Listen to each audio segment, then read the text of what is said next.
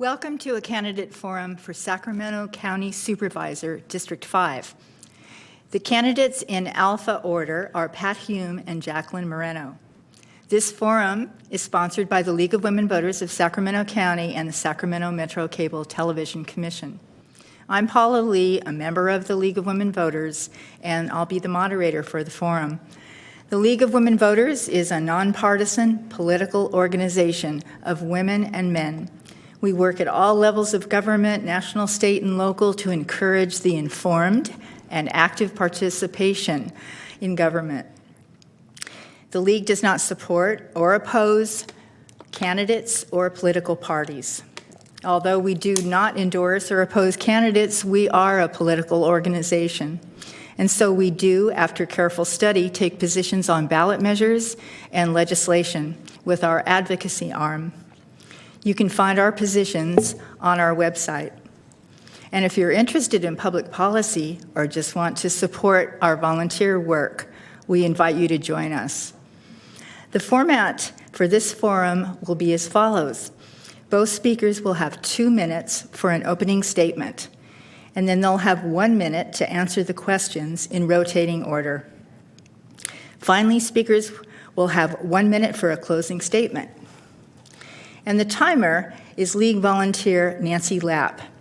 And you will see her in the front row. She'll give you 30 seconds left to speak, and then she'll give you the stop sign. There you go. So we will begin now with an opening statement from Pat Hume. Thank you. Hi, my name is Pat Hume, and I grew up in Elk Grove, South Sacramento County, District 5. Public service is in my blood. My maternal grandfather was on the Elk Grove Unified School District Board of Directors for 20 years.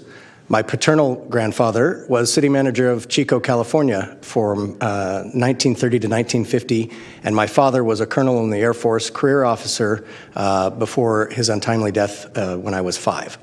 I've been on the Elk Grove City Council since 2006, winning re-election 3 times. I was on the Planning Commission since incorporation before that, so all told 22 years of public service so far. I was ready to get out of the political arena, however, and I announced that that would be my last term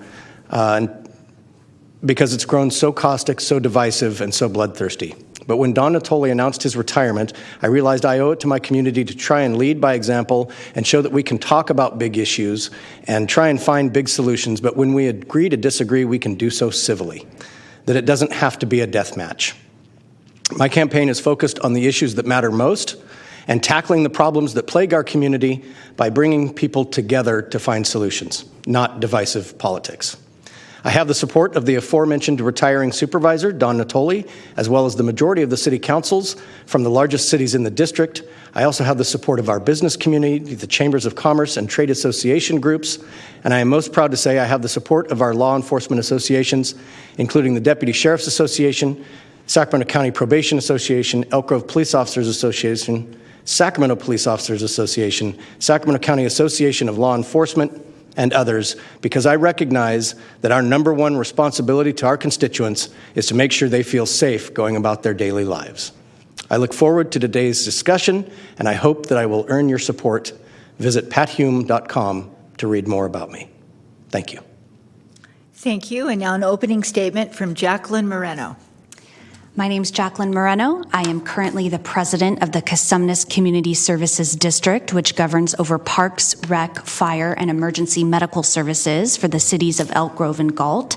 I was elected to do this work 4 years ago. I'm a mom of 2 kids. I'm a small business owner who works to provide mental health care to kids in schools, originally trained as a school psychologist, and I've been doing that work for 22 years, about as long as I've lived in the Elk Grove community. To me, this race is about values and it's about experience.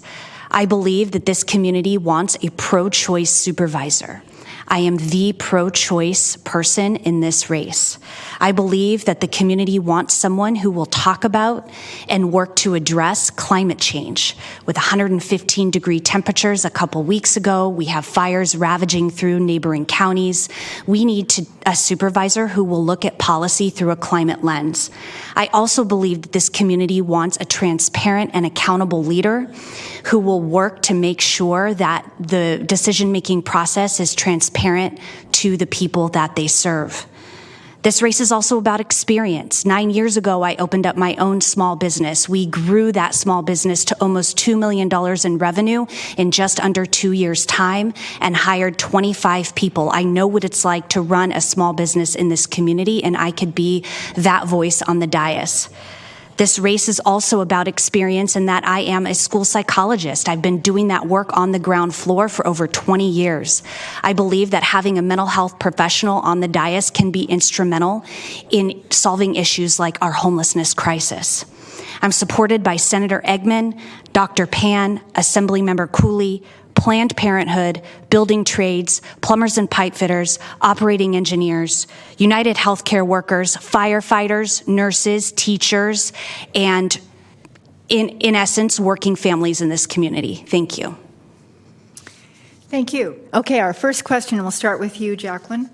This November, voters will decide if the county should tax cannabis dispensaries in unincorporated communities, if they're allowed to operate there. This tax measure is designed to fund county homeless services, and you are both from Elk Grove, where cannabis retail and commercial cultivation are prohibited. So what is your stance on the cannabis tax measure?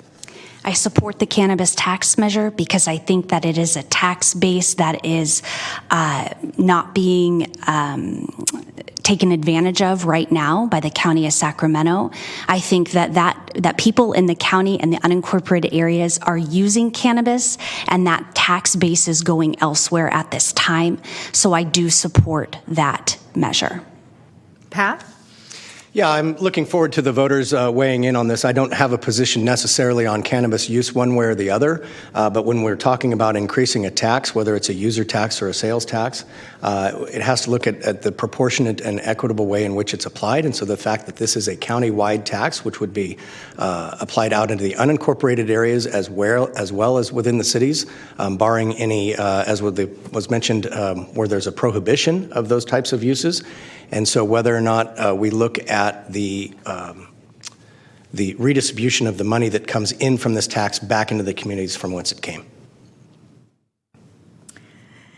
Pat, state officials brought back the Delta Tunnel plan. It calls for construction of a 45-mile tunnel to divert water from the Sacramento River to communities and farms in the Sacramento San Joaquin Delta. What is your stance on the Delta Tunnel project? It's a great question. I've been spending a lot of time down in the Delta. My stance is unwavering. The answer is no. Not today, not tomorrow, not ever. I am against the tunnels. We do not solve our water issues by putting a larger straw into the same cup of water. We need to identify new water sources. And when we're talking about the amount of water that would be diverted out of the Delta in order to go to Southern California water purveyors, so people are going to be making money off of this water, we're talking about essentially the amount of water flow that's in the American River. So imagine the American River being dry, and that's the water these tunnels would siphon off. It will be terrible for the Delta. It'll be terrible for the communities. It's terrible for the environment, and it's a terrible idea, and I will fight it tooth and nail with every bit I can. Jacqueline? I do not support the tunnel in the Delta. I think the community is clear that it will affect not only the environment, but also the livelihood for folks that count on the Delta for recreation and income. If by chance we are not successful with fighting the tunnel, I do believe that the community deserves a strong community benefit agreement that is going to put the community first and put the voices of people in the Delta on a pedestal so that they can talk about their needs. But at this point, no, I do not support the construction of the tunnel. Jacqueline, the Board of Supervisors approved ordinances that prohibit homeless people from camping at the American River and Dry Creek parkways, as well as camping on flood levees near schools and libraries. Did they make the right move? What more can supervisors do to address the homeless issue? That's a lot to answer in 1 minute. However, I did not support that ordinance because without a place for people to go, people will just be shifted from one place to another. I am encouraged by the current efforts of the county and the city of Sacramento and the business community to meet and talk about a solution to this issue, but I do believe that more stakeholders need to be involved in the development of a regional housing and service plan. We're spending a lot of money on this issue with very little results, and I want to know why. As supervisor, I will advocate for an internal audit to look at the millions of dollars that are currently being spent on this issue and to align those dollars with a clear plan with goals and objectives. Pat, did the supervisors make the right move? Thank you. This is the number one issue when I talk to voters on their doorstep, and so I assume there are going to be other questions about homelessness in general, so I'm going to answer the question being asked, and I'll say time will tell whether or not it's the right move, but thank God it was a move. We cannot let perfection stand in the way of good, and the reality is that the homelessness epidemic and the impact of encampments has taken over our American River Parkway to its detriment, the number of fires, the number of encampments, the number of pollution and things that's going on over there. So it cannot be used for its intended use by the people who paid to preserve it and have it there. So I commend the Board of Supervisors for at least taking this measure to reestablish control, set a baseline for what's not acceptable, and enforce laws that are already on the books. And then we can start to work on how we build up the wraparound services and change these people's lives for the better. Thank you. Pat, many have called for a new, broader vision of public safety in our communities. What is your vision? That's a great question, too. This is the number two issue that's on the mind of voters as we're out there, is the fact that we're being overrun by crime and criminals right now, and people don't feel safe in their neighborhoods. They don't feel safe using the parks. They don't feel safe going into businesses. Businesses don't feel protected, and they're closing their doors. This was a story that we would read about happening in San Francisco, and now we're seeing it happen in our own city. The number one responsibility of government is to provide for the common defense and make sure that people feel safe, and we're failing at it right now. That's a problem. And so we need to look at how we can augment the law enforcement, augment the sworn officers with other professionals that are trained to de-escalate and manage situations once the threat of life has been removed. But the reality is people should feel safe putting their children away in their cars, and right now they don't.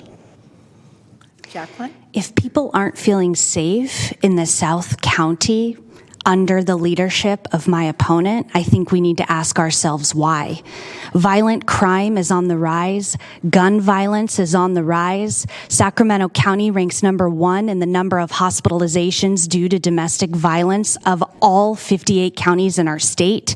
People do have a right to feel safe in their communities and in their homes. I believe that if we are asking law enforcement to do their job, we need to make sure they have the tools and resources to do so. But it's also time that we reinvest back into the community by fully funding programs designed to prevent that crime in the first place. We know what data says around funding youth programs. We know what data says around funding education. Those programs work, and it's time we fully fund them. Jacqueline, District 5 is home to small, unincorporated communities such as Wilton, Walnut Grove, and Cortland. What can the Board of Supervisors do to enhance the quality of life for those towns? First and foremost, I think it's important for the supervisor to have a presence in that community and to really have a deep understanding about the needs of that community. When I'm there talking to voters, I hear a lot about failed infrastructure, about roads needing repair. And when I'm supervisor, I intend to work with that community to make sure that happens. I also hear a lot about public safety and how our sheriff has not been quick to respond to many concerns in the unincorporated areas. I think it's time that we work with the sheriff to make sure that the expectation is that they are there and responding to those communities' needs as well. Yeah, this has been one of the most enjoyable parts of this campaign is reacquainting myself with a lot of these heritage communities in the Delta and in the unincorporated county.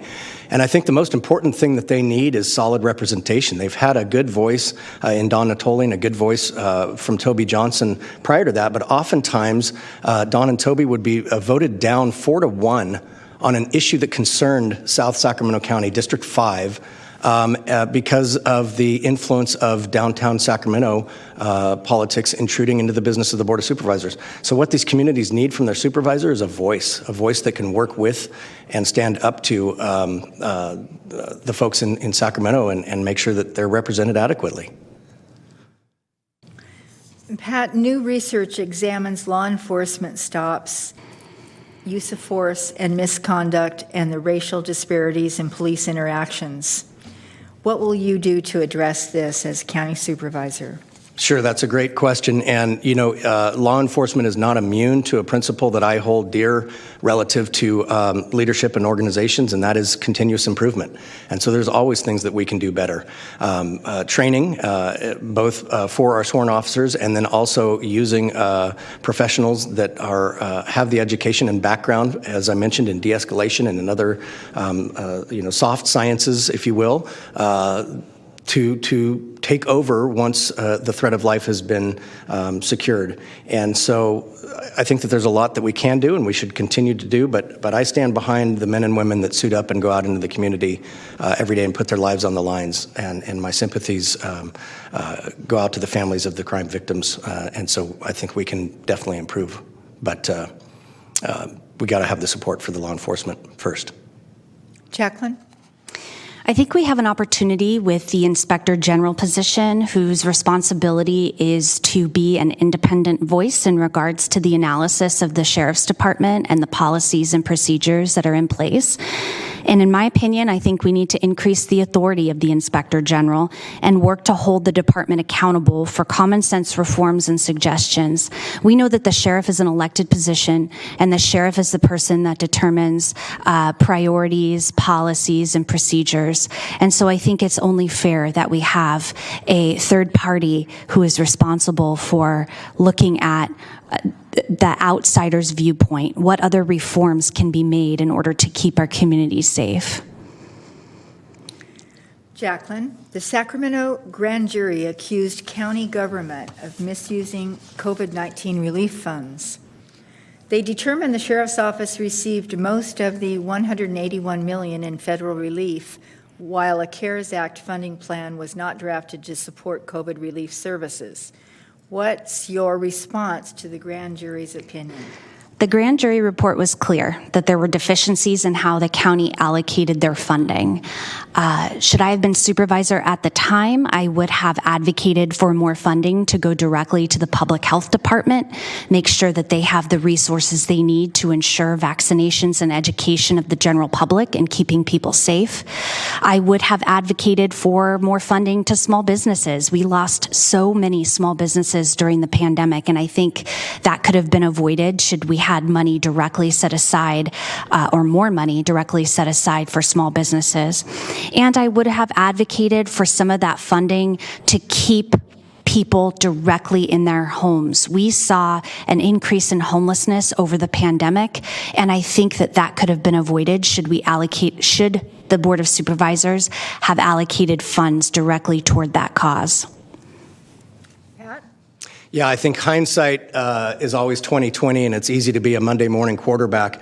But I think that the supervisors were responding to a very fluid situation, and there was plenty of mismanagement during the COVID pandemic, not just in the response to it, but also in how the funding was allocated.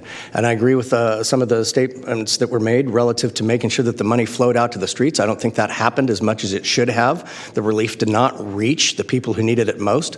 In every public agency board that I sit on, they came through the pandemic better than expected, and so their conservative projections were exceeded, and in fact had money coming down from the federal government that was really not necessary for that agency. So I'm not going to sit here in judgment of what the supervisors did do. I think the report speaks for itself, but I think that there was a lot of blame to go around, and what a situation that was unprecedented. Pat, the sheriff's office will have new leadership in January. What would you do to improve the relations between the sheriff's office and the communities in District 5? Yeah, it's a great question. I have a great relationship with the incoming sheriff, and I look forward to working with him. And I think that the first thing is a good line of communication with that office and recognizing that the Board of Supervisors has oversight from a fiduciary standpoint and funding the budget, but that the sheriff is in charge of the department. So there are certainly things that I'm looking forward to do of how the sheriff's department can serve the South Sacramento County better, particularly in the Delta. We've heard some of those concerns of a lack of presence, and so I look forward to those conversations, but I think that it all starts with relationships, and I have a good relationship, and I look forward to building upon that relationship, and I think that, it's also about the supervisors staying in their lane relative to what we have control over and what the sheriff has control over. Jacqueline? I'm encouraged by many of the comments that our new sheriff has made in regards to his desires to focus in on equity and implicit bias training for our sheriffs. I think more training is always better. I look forward to working with him in creating funding opportunities to make sure that that training can occur. I do think, in agreement with Mr. Hume, that communication and an open door policy is always needed. That's how I've always governed, and that's how I will govern as supervisor. Jacqueline, in your campaigning in communities south of Elk Grove, what unique issues were raised by residents? Communities south of Elk Grove, like Galt and the Delta, I'm assuming you're meaning. You can include Elk Grove, too. I can include Elk Grove, okay. I think depending on whether the community is incorporated or unincorporated, the issues change. Obviously, some core responsibilities of the supervisor in unincorporated areas have to do with public safety and transit and healthcare. And then in the incorporated areas, we need to work closely with regional leaders to ensure that there's no gaps in services for those that need access, such as homeless, foster youth, etc. So I think the needs vary based on whether or not the community is incorporated. That's what I've seen in talking to folks in the communities. Pat? Yeah, great question. And again, this has been the highlight of the campaign, is getting out into these small communities and talking with people.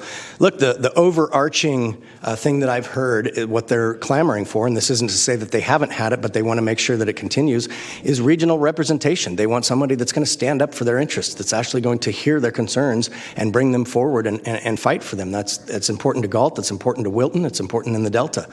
In addition to that, they're seeing roads crumbling under their tires. They're seeing a lack of response time when there's a crisis and emergency because the sheriffs are spread so thin. They're seeing illegal dumping, speeding, traffic, all of the things that some of the larger communities are experiencing, but whereas the larger communities have a easier network with which to manage these issues, a lot of these smaller communities are kind of left to their own devices, and they were completely reliant upon the county to make sure that we're taking care of them and they're getting a return for their investment by way of their taxes. So that's what I'm looking forward to. Pat? I wanted to mention, too, for both of you, if a question really needs a little more than a minute, you can ask for a little extra time. Oh, now you tell us. Yeah. Well, we didn't want you to do that on every question, or we wouldn't get through them all. The goal is to get through a lot of questions from voters. So, Pat, our county ballot will see Measure A, the transportation tax that includes a 40-year half-cent sales tax increase to raise millions for transportation and transit projects. Should Measure A be adopted? Why or why not? Yeah, so I've been on the STA board, and I've worked on the previous attempts to try and get an additional transportation sales tax adopted. We did make it to the ballot the first attempt, and were narrowly defeated. And in the second attempt, there was some language inserted by the mayor of Sacramento that sort of derailed the whole process, and so it was decided not to even move it forward on the ballot. This tax will pay for some important transportation improvement projects. The reality is that the state and the feds aren't returning our money on a proportionate share from what we send off to them, and so we're looking at trying to pick that up locally and take responsibility on ourselves. But out of the $8.3 billion expenditure plan, $8.3 billion expenditure plan, 0.3 of it is earmarked for the Capital Southeast Connector, and yet everybody seems wrapped around the axle about that one project and willing to derail the whole thing over that. So it's up to the voters to decide. I think it's a bad time to be asking for a tax increase no matter what the use is, but I have fought for to bring in the taxes for these uses because I know that our infrastructure is important. Jacqueline? Written as is, the short answer is no, I do not support Measure A. I do believe that if we can guarantee that carbon will be mitigated due to the building of new roads, and we can guarantee that sprawl into our southeastern communities, our rural communities, will be avoided, then yes, I would support it. I'm encouraged by STA and SACOG's recent MOU that will provide 100% mitigation for the carbon due to the new roads built, but I do not know if that agreement will remain in place should voters determine that they would like this measure to be passed. Also, that doesn't include any guarantees that the development and sprawl won't impact our rural communities. So at this point, no, I do not support Measure A. Jacqueline, we know the lack of affordable homes for purchase and rent is at crisis proportions across the state. What do you think you will be able to do to stimulate production, or the county be able to do to stimulate production of more affordable homes and rental stock? Really great question. I have a 15-year-old child that is thinking about moving on after high school and wondering if they will be able to afford to live in this area. We have 68,000 single-family homes already in the pipeline here in Sacramento County. I believe that we need to shift our focus to a wider variety of housing being built, mixed-use development, transit-oriented development with a focus on infill, and an increase in the production of affordable housing. I think we do this through an inclusionary housing ordinance that I would support as supervisor. And like I already mentioned, the mixed-use housing and transit-oriented development. I want our graduates from college and trade schools to be able to afford to buy a home here. And I think we need to shift our focus. Pat? Yeah, coming from a background in this, I kind of know this fairly well. And what it comes down to is a simple supply and demand economics. And the more that the demand goes up and you constrain the supply, the more expensive it's going to be. So we need to build more housing stock across all styles of housing in order to catch up to that demand. The simple fact is that it's unfortunate from a political standpoint that people like to see their property values going up, which is typically inflated artificially. And so when you add more supply, that keeps the property values where they ought to be, which makes it more attainable for people trying to enter the market. So, the reality is that we just need to make some of the regulations and some of the issues that happen relative to CEQA and relative to stormwater prevention and relative to some of the plans that the state of California has put into place relative to Title 24, some of these things that are impediments to being able to put product in the ground and onto the market. Pat, what services do you think the county can provide for immigrants and refugees to help them gain self-sufficiency? And would you be willing to meet regularly with immigrant communities to learn more about their concerns and needs? Why or why not? Sure. So I'll answer the second part first. I'm willing to meet with anyone at any time in order to learn about their issues and understand their situation better. Relative to what specifically can be done, I have a rising tide mentality. I believe a rising tide lifts all boats. And so when you create a prosperous environment where people are able to conduct business and businesses are able to open, and you have made your processes streamlined and efficient and effective, and your government is acting in a way that is nimble and responsive and eager and starts with the mindset of how do I help you rather than here are the reasons why you can't do what you are asking me to do, then that creates an environment where everybody thrives a little bit more. And so I don't think that you need to specifically look at our refugee and immigrant community necessarily. You make everything easier for everyone, and that lifts all people up. Jacqueline? Can you repeat the question, please? Sure. What services do you think the county can provide for immigrants and refugees to help them gain self-sufficiency? And would you be willing to meet regularly with immigrant communities to learn more about their concerns and needs? Why or why not? The second part first, absolutely. I'm already doing that work. As a school psychologist, I meet with immigrant families and refugee families every week to talk about their needs and access to services and what they would benefit from. What I am hearing from those communities is they need more language access opportunities. They are missing out on applying for services because of the fact that we do not have materials in their language. I am also hearing that they want more workforce development opportunities, more education, more training, more opportunities for apprenticeships, not just in the trades, but in other professions as well. I'm encouraged by SCOE with their mental health apprenticeship opportunity where people can actually make money while they're working towards an advanced degree. And I want to advocate for those opportunities for our immigrant and refugees.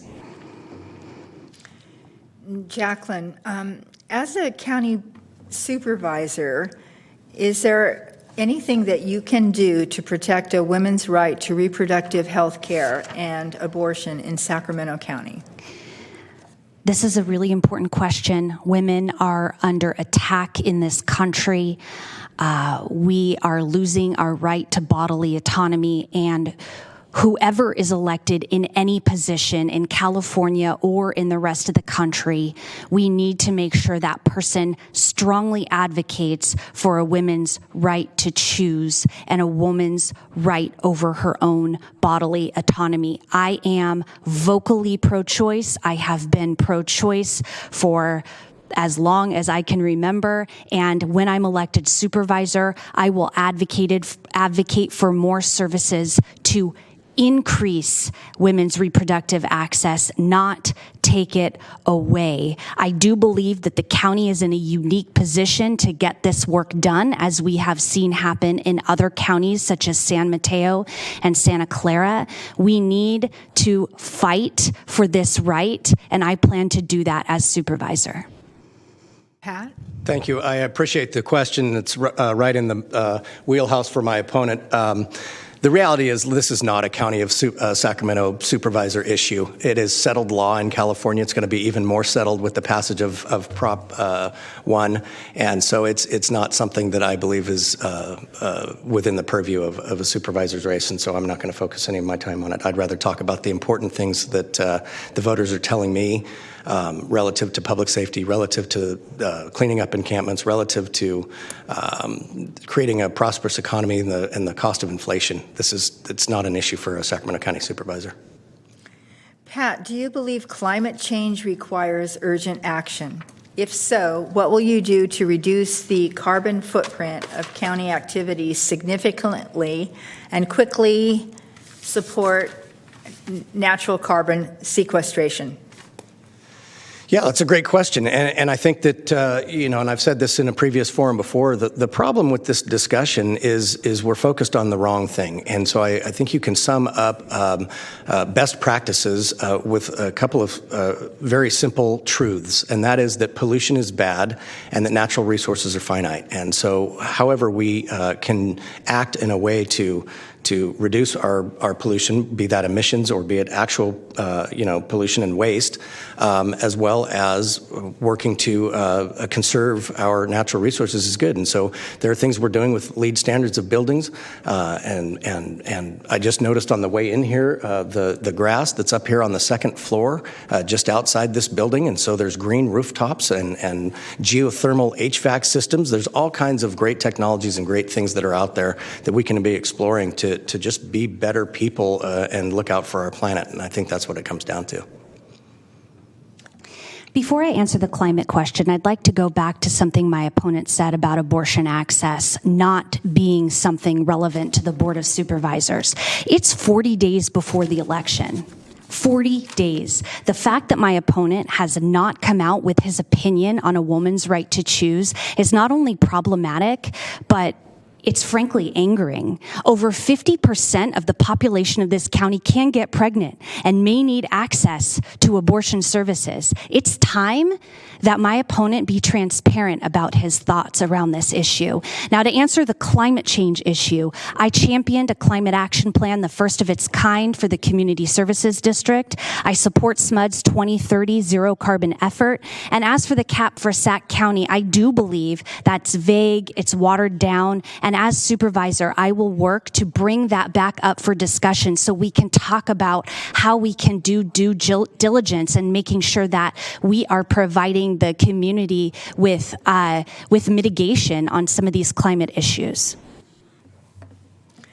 Jacqueline, interpersonal gun violence is often concentrated in under-resourced neighborhoods where cycles of violence, injury, trauma, and retaliation have devastating effects.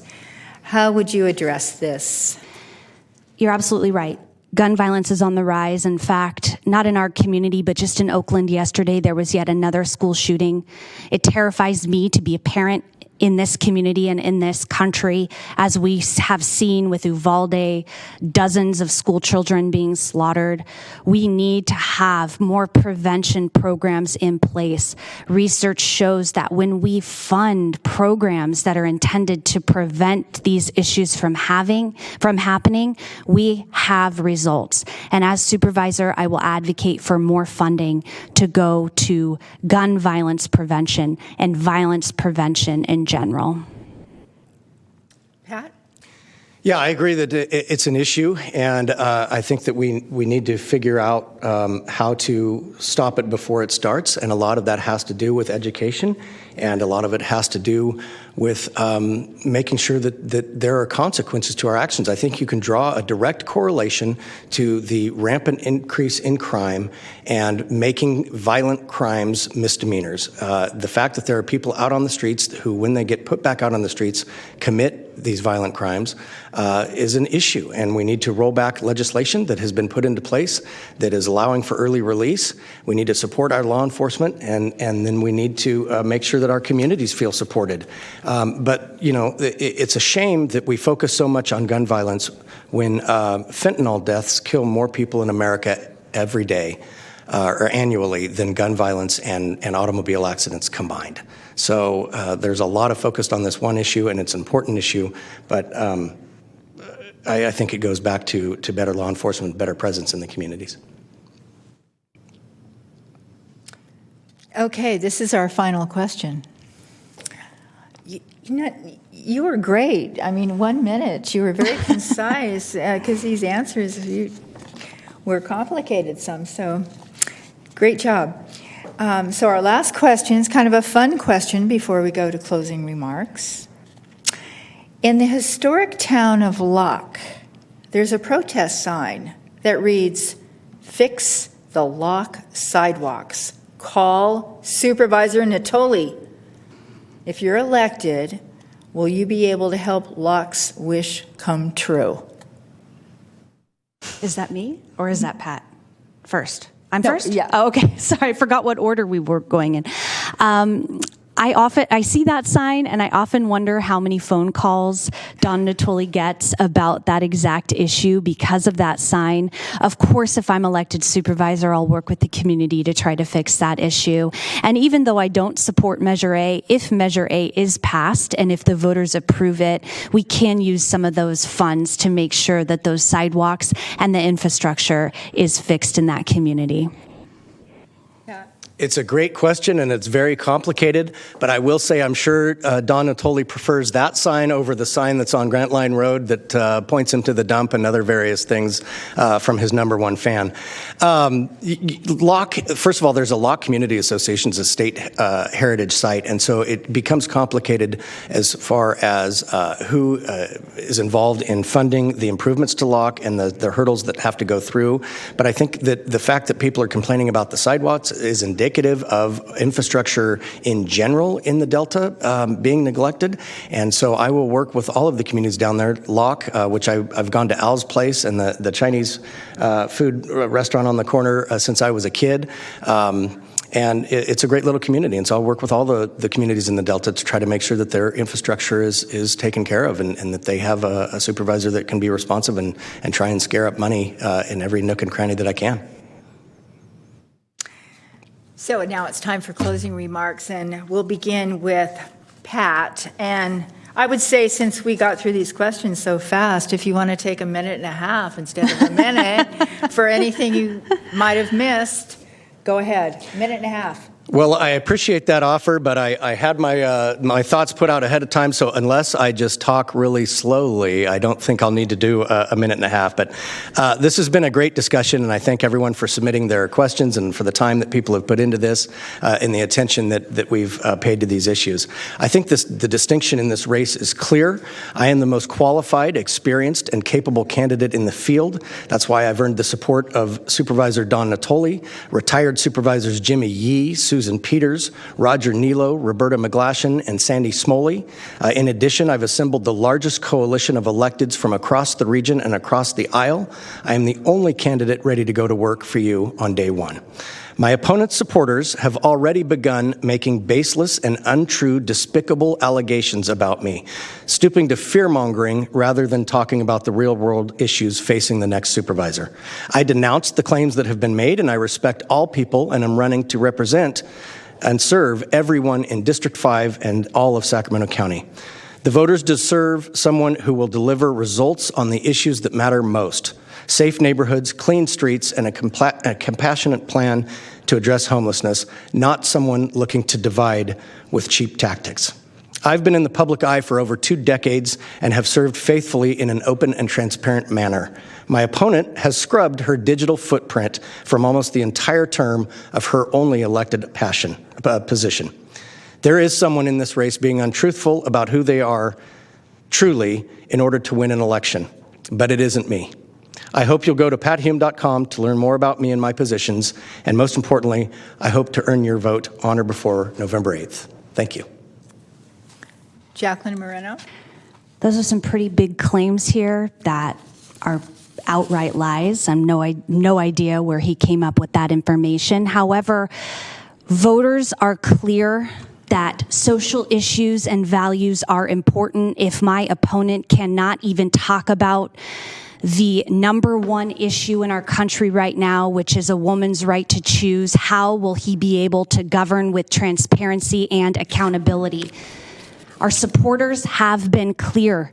They're tired of the status quo. We need a new voice, a new perspective. What we're doing right now is not working.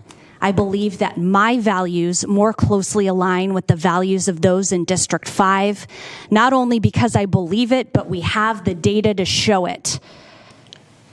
I believe that the vision of the county that I see is the vision of the county that District 5 voters want. We can do great work when we work together. My opponent talked about my supporters. I'd like to talk about his. My opponent is supported by Christian nationalists who do not believe that abortion is a woman's right, supported by folks who do not believe that marriage equality is something that we should have in this country by supporters who, after Roe fell, came out and said, now we're coming for California. We need to do better. This race is about values, and I have your shared values. Well, that concludes our forum, and I want to thank both of you for running for office, and also being here today to answer these questions from voters.